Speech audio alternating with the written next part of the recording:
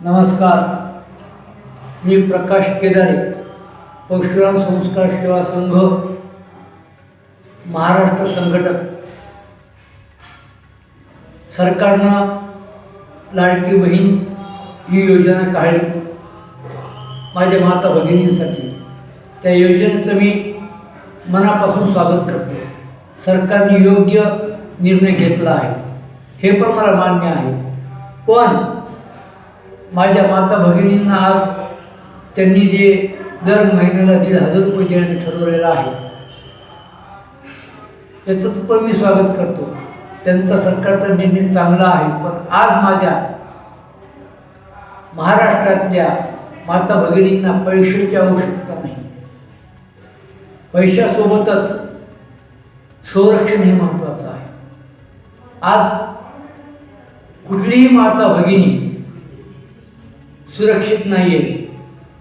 प्रत्येक ठिकाणी आपण रोज बघतो बलात्कार, खून, लवजिहाद, छेडाछेडी असे प्रकार होत आहेत.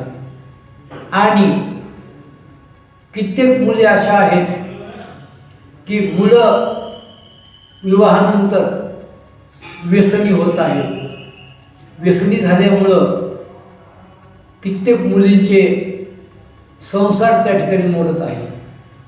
आज कुठलीही महिला रस्त्यावरून चालताना सुरक्षित नाही आहे.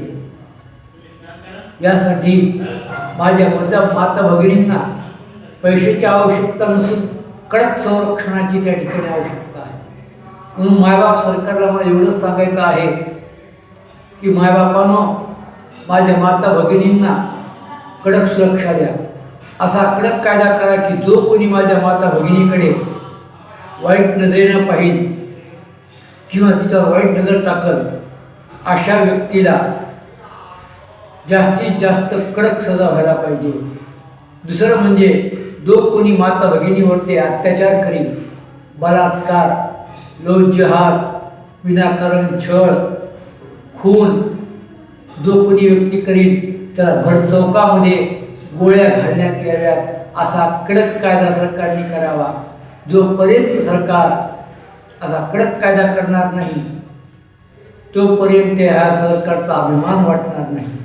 तुम्ही जी योजना चालू केली याच्यात आमचं दुमत नाही आहे. तुमच्या योजनेचं स्वागत आहे. पण आज आम्हाला पाहिजे आमच्या माता भगिनींची सुरक्षा.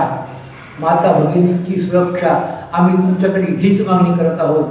म्हणून सरकारने असा कडक कायदा करावा की जो कोणी व्यक्ती माझ्या पूर्ण राष्ट्रातील माता भगिनीकडे कोणत्याही समाजाची असू द्या, प्रत्येक समाजातली स्त्री आमची माता आणि भगिनी आहे, जो कोणी व्यक्ती तुमच्या माता भगिनीवरती अत्याचार करील त्याला भर चौकात गोळ्या घालण्यात याव्या आणि त्याला भर चौकामध्ये मृत्यूदंडाची शिक्षा देण्यात यावी. एवढीच मी त्या ठिकाणी मागणी करत आहे. जय हिंद, जय भारत, जय परशुराम.